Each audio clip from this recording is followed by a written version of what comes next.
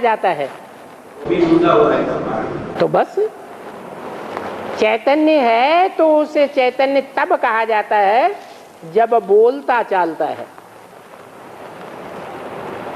चैतन्य की मुरली में परिभाषा दे दी क्या, बोलते चालते को चैतन्य कहा जाता है।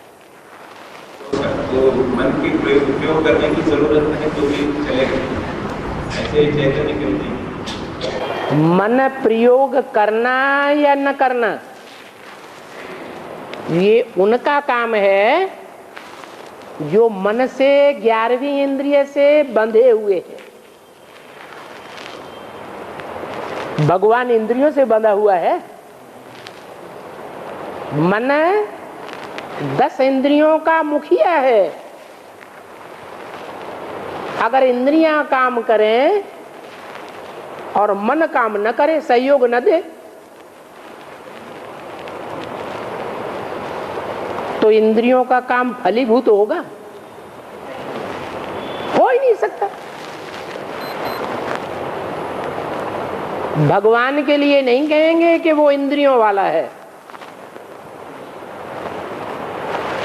भगवान तो बुद्धिवानों की बुद्धि है, मन वालों का मन नहीं है।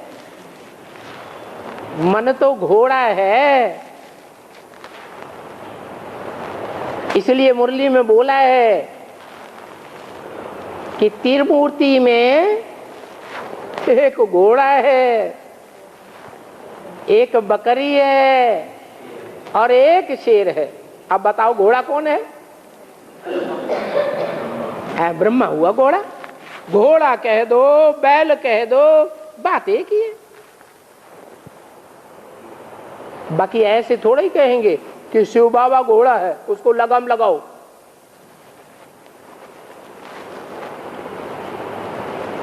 ये ब्रह्मा रूपी घोड़ा है जो कुलाचे भरता है। गीता का साकार भगवान कृष्ण है, तो उसको लगाम लगानी चाहिए या नहीं लगानी चाहिए? परंतु लगावेंगे तब जब पुरुषार्थ की हाई जंप होगी, तभी बैल पर सवारी होगी। नहीं तो बैल सवारी करता रहेगा। इसलिए ऐसा नहीं है कि बच्चों में शिव प्रवेश करता है। शिव सर्वव्यापी है या एक व्यापी है? वो तो एक व्यापी है। फिर बच्चों में प्रवेश करके कौन काम करता है? बाप दादा काम करते हैं।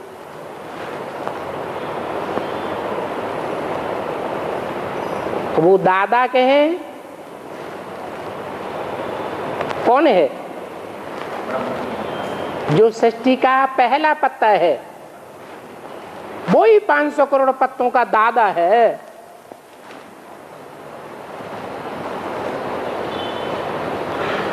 पत्ता है, तो मनुष्य सृष्टि का बीज नहीं है। पत्ता स्थूल होता है,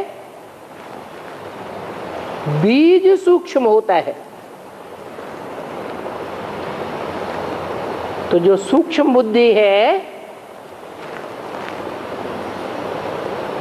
उसको मनन चिंतन मंथन करने की, अभ्यास करने की जरूरत है। और मनन चिंतन मंथन मन से ही किया जाता है। और हाँ,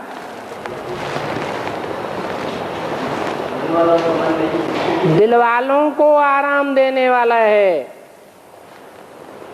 दिल वाले जो बच्चे हैं, बाबा ये तन, ये मन, ये धन, ये सब कुछ तेरा, तो सिर्फ कहने से मान जावेंगे या प्रैक्टिकल आकर के दिल एक एक की लेंगे? दिल लेंगे तब दिल वाला कहा जाएगा।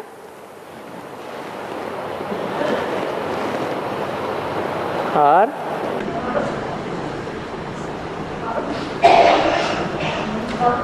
8 घंटा याद और निरंतर याद, इन दोनों में 8 घंटा याद और निरंतर याद, हाँ, इन दोनों में अंतर क्या है? जो 8 घंटा याद की स्टेज में आ जावेंगे उनकी निरंतर याद हो ही जाएगी। 8 घंटा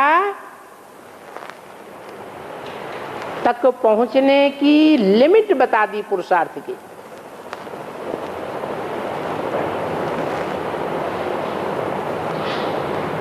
अगर उस लिमिट तक नहीं पहुंचे हैं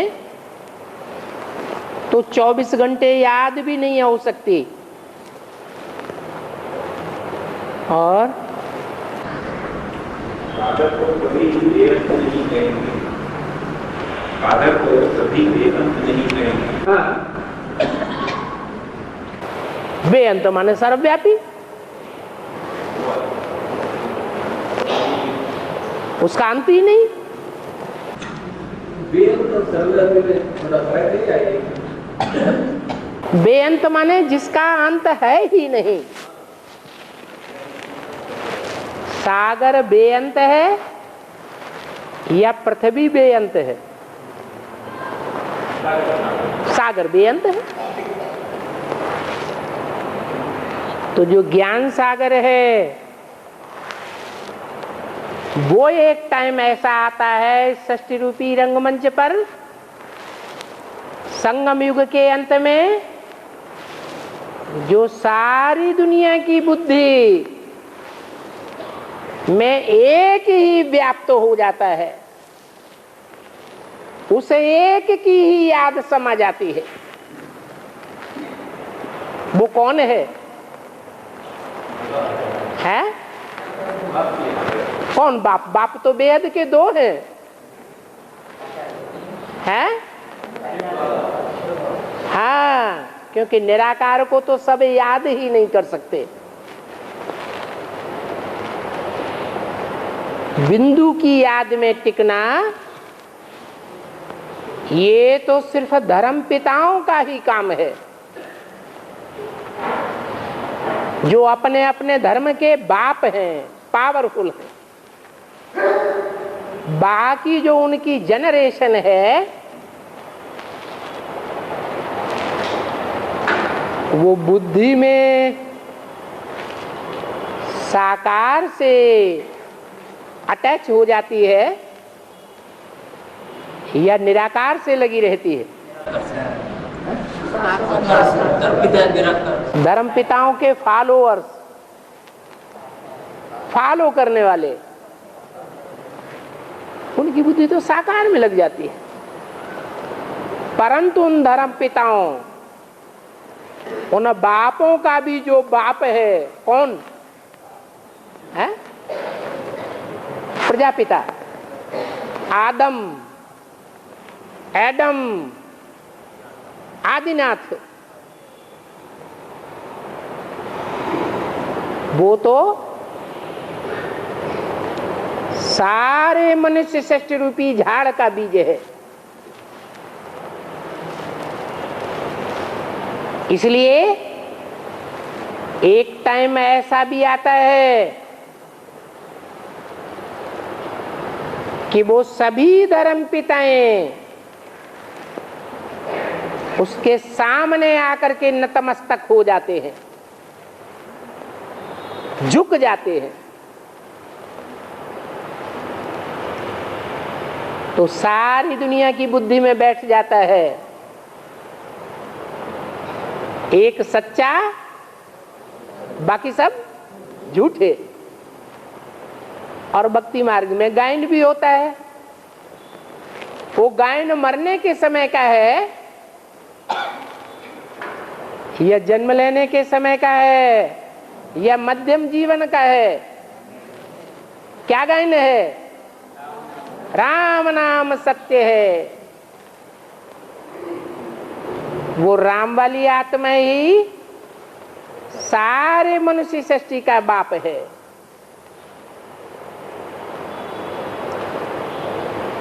सबकी बुद्धि में अंत में समा जाता है। इसलिए जो झाड़ का चित्र बनाया गया है उसमें सभी आत्माओं को साथ लेकर के जाने वाला कोई रूप दिखाया है? शंकर का रूप दिखाया है।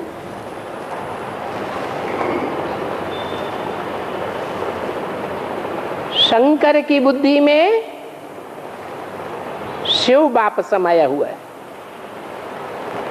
और जो जाने वाली आत्माएं हैं उनकी बुद्धि में बाप समाया हुआ है। तो भक्ति मार्ग में जो ये ज्ञान फैल गया, भले कहें अज्ञान है, परमात्मा सर्वव्यापी है, ये किसके लिए बोला है? एक बाप का मानता है वो कौन सा बाप है? जो सारी मनुष्य सृष्टि का बाप है, वो परम पिता नहीं है, सब बापों का बाप नहीं है, उसका भी कोई बाप है, परंतु वो परम पार्टधारी, हीरो पार्टधारी आत्मा अवश्य है, इसलिए परमात्मा है। परम पिता सर्वव्यापी है या परमात्मा सर्वव्यापी है? क्या बोला? भक्ति मार्ग में जो गाते हैं परमात्मा सर्वव्यापी है, वो बात निकली कहां से? अरे भक्ति मार्ग की सारी बातों का फाउंडेशन कहां पड़ता है? संगम युग में। तो किस समय का गायन है? अंत समय में, जब आप 500 करोड़ मनुष्य आत्माएं उस बाप को पहचान जावेंगी तो उनकी बुद्धि में वो ही एक बाप समा जाएगा। साकार को याद करना सहज है या निराकार को याद करना सहज है? और वो साकार भी ऐसा हो जिसमें वो निराकार सदगुरु मुकर्रर रूप से प्रवेश होने वाला हो, तब का गायन है। परमात्मा सर्वव्यापी है और आत्मा सो परमात्मा। कौन सी आत्मा? क्या सभी आत्माएं सो परमात्मा? सभी आत्माएं परम पार्टधारी हैं? नहीं, परम पार्टधारी अर्थात हीरो पार्टधारी तो रंगमंच पर एक ही होगा या सभी होंगे? एक ही हो। तो उसके लिए गायन होता है भक्ति मार्ग में, आत्मा सो परमात्मा, परमात्मा सो आत्मा, और परमात्मा सर्वव्यापी है। और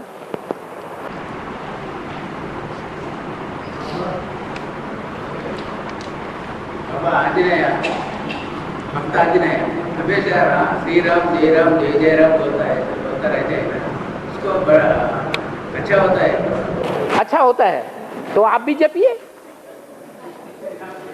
बोलो, हम पीछे पीछे हम भी बोलेंगे। बोलो भाई, श्री राम जय जय राम। कोई नहीं बोल रहा, आप तो बोलिए। है?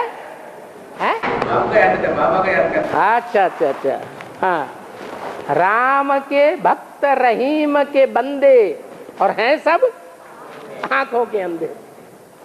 न राम भगवान है, न कृष्ण भगवान है, न रहीम और कबीर भगवान है। भगवान कौन है?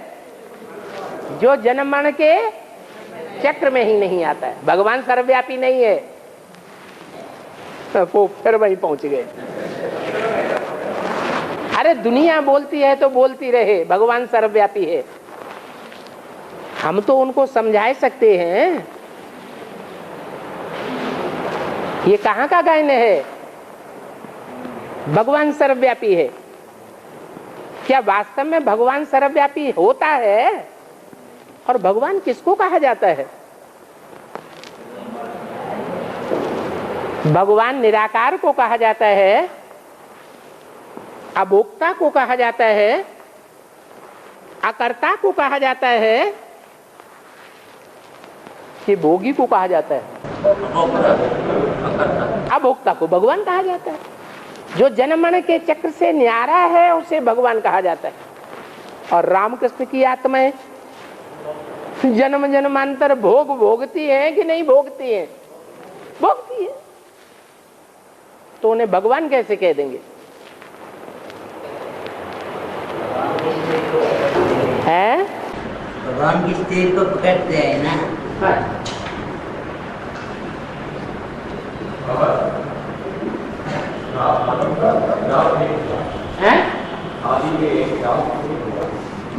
जैसे अरे ये कुछ पूछ रहे हैं, इनके बाद पूछ लेना। हाँ जोर से बोलो।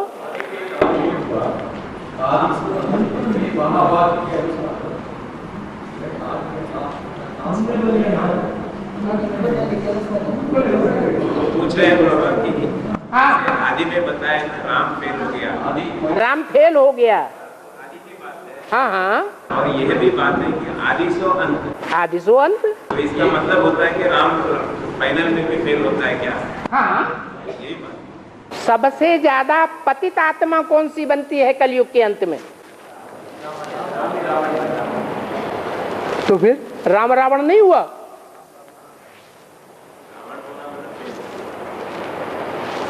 जो सबसे जास्ती पतित बनता है वो ही सबसे ज्यादा पावन बनता है। और पावन कौन बनाता है? शिव बाप। और कितनी देर में बनाता है? अरे पावन बनाने में उसको कितना टाइम लगता है? 1 सेकेंड। जिस नंबर का ब्रह्मा उसी नंबर का विष्णु पावन बन जाता है। ब्रह्मा अनेकों के नाम है या एक का नाम है? ब्रह्मा तो अनेकों के नाम है। ब्रह्मा को मुख ही 5 दे देते हैं। चतुरानन कहते हैं, पंचानन कहते हैं। तो 4-5 ब्रह्मा हुए ना। सब एक ही जैसी क्वालिटी के होंगे कि नंबरवार होंगे? नंबरवार होंगे। तो विष्णु भी नंबरवार हुए। और को भी पंचभूत जैसे कहते हैं। अभी वो खड़ा है, उसको बोल लेने दो। हाँ, जैसे धरना पॉइंट है, जैसे बाथरूम जाने के बाद हम स्नान करते हैं, बाथरूम जाने के बाद हाँ, ऐसे ही शेव करने के बाद स्नान करना चाहिए। दाढ़ी बनाने के बाद दोनों बातें गलत है। न मुरली में बोला कि बाथरूम जाने के बाद स्नान करो, और न ये कहा कि दाढ़ी बनाने के बाद स्नान करो। बाबा ने तो कहा टॉयलेट जाते हो उसके बाद स्नान करना है। हाँ, इसलिए ये बात भी गलत है कि शेविंग करने के बाद स्नान करना है। करना नहीं करना। अरे बाबा ने बोला ही नहीं। और कहां की बातें याद आती है। लेकिन ये जो टॉयलेट जाने के बाद जो स्नान करने की जो इसका क्या है? जब शौच क्रिया करते हैं तो छींटे सारे शरीर में पहुंच जाती हैं, इसलिए सारा शरीर गंदा हो जाता है। तो क्या करना चाहिए? स्नान करके कपड़े बदलना चाहिए। बाहर की पवित्रता भी चाहिए तो अंदर की पवित्रता भी चाहिए। और यहाँ एक माता जी पूछ रही है, तिरुपति में प्रसिद्ध श्रीनिवास मंदिर जो है अभी बहुत पुराना हो गई है, इसके कारण थोड़ा गिरना आरंभ हो गया है। ऐसे जियोलॉजिस्ट बोलते हैं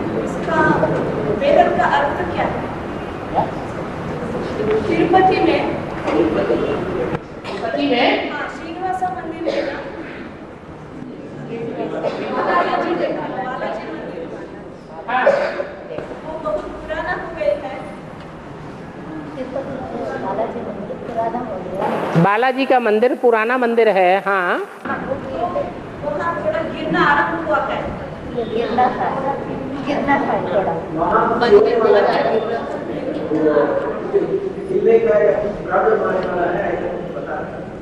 कौन बता रहा है? दुनिया में जो कुछ बताएंगे तो सारी बातें मानते जाएंगे, मनन चिंतन मंथन करते जाएंगे। बाबा की बातों पर मनन चिंतन मंथन करना है या दुनिया जो कुछ कहेगी तो मनन चिंतन करना शुरू कर देना है। दुनिया वालों ने कहा माया सभ्यता की कैसेट है, 2012 में विनाश हो जाएगा। लोगों ने मनन चिंतन मंथन करना शुरू कर दिया। तो ये दुनियावी लोगों का काम है या बाबा के बच्चों का काम है? दुनियावी लोगों का काम है सुनी सुनाई बातों पर चलना। श्रीनिवास का मंदिर या बालाजी मंदिर है, वो भी तो विनाश होने वाला है। क्यों नहीं? सब मंदिर मस्जिद गिरजाघर हिलने लग पड़ेंगे, सब टूट जाएंगे, एक ही बड़ा मंदिर रह जाएगा। सांप की बुद्धि, 500 करोड़ की बुद्धि कहाँ लगेगी? माउंट आबू बड़े ते बड़ा तीर्थ है। तीर माने किनारा, था माने स्थान। सांप की बुद्धि एक किनारे, एक ठिकाने लग जाएगी। बाबा वो भी अंत में विनाश होता है ना। सबकी बुद्धि ठिकाने लग जाएगी तो विनाशी हो जाना चाहिए या रह जाना चाहिए? और राम ही रावण बनता है ना। हाँ, राम और रावण को इकट्ठे दिखते हैं, दोनों को इकट्ठे दिखते हैं ना। हाँ, कैसे कैसे हो सकता है राम और रावण? सबसे बड़ा रावण और सबसे बड़ा राम कौन बनता है? जो सबसे बड़ा राम है वो ही सबसे बड़ा रावण बनता है। तो छुपा रुस्तम बाद में खुलेगा या पहले खुलेगा? बाद में खुलता है। जो पहले पहले खुल जाते हैं वो बड़े नहीं हैं, जो अंत में जाकर के खुलता है वो बड़े से बड़ा है। जो बड़े से बड़ा है वो दुनिया का बड़े से बड़ा संहार करने वाला साबित हो जाता है, बड़े से बड़ा संगठन बनाने वाला साबित हो जाता है।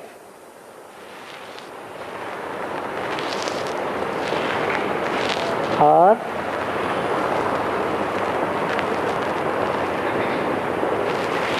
दो 2028 में 4.5 लाख की पढ़ाई पूरी होती है।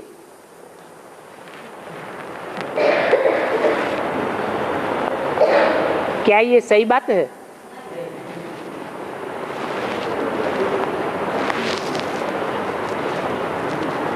मुरली में तो बोला है तुम बच्चों को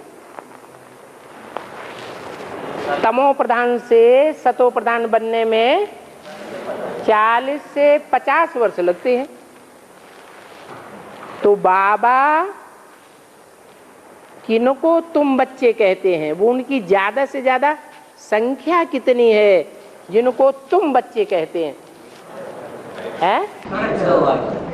बस हाँ, जो भी राजयोग की पढ़ाई पढ़ते हैं बाबा से वो सारे ही उस लिस्ट में आते हैं, राज परिवार की लिस्ट में आते हैं। पहले राजाएं सतो प्रधान बनेंगे या प्रजा सतो प्रधान बन जाएगी? तो 2028 तक 50 वर्ष पूरे होते हैं। वो 16,108 राज परिवार के भांति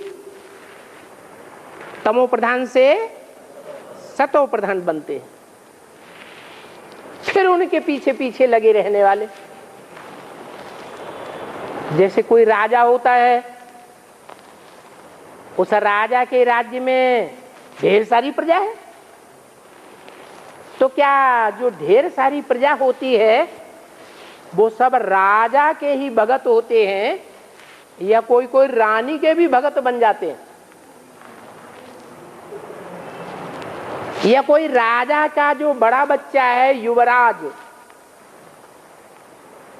उसके भी भगत बन जाते हैं, या छोटा बड़ा राजकुमार है उनके भी भगत होते हैं या नहीं होते हैं। तो 2028 तक जो 16,108 की संख्या पूरी होती है, फिर नंबरवार उनके फॉलोअर्स अर्थात प्रजावर्ग की आत्माओं का भी पुरुषार्थ पूरा होना शुरू होता है। तो 2028 से लेकर के 10 वर्ष तक 2037 तक पूरी राजधानी तैयार हो जाएगी। पूरी राजधानी तैयार होगी तो पूरा विनाश भी हो जाएगा। ये स्थापना और विनाश का कनेक्शन जुटा हुआ है। जितनी जितनी स्थापना होती जाएगी उतना ही विनाश होता जाएगा।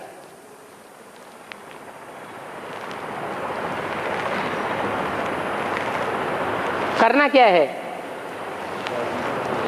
राजधानी स्थापन करने में सहयोगी बनना है या विनाश करने में सहयोगी बनना है? स्थापना करने में सहयोगी बनना है। हाँ जी।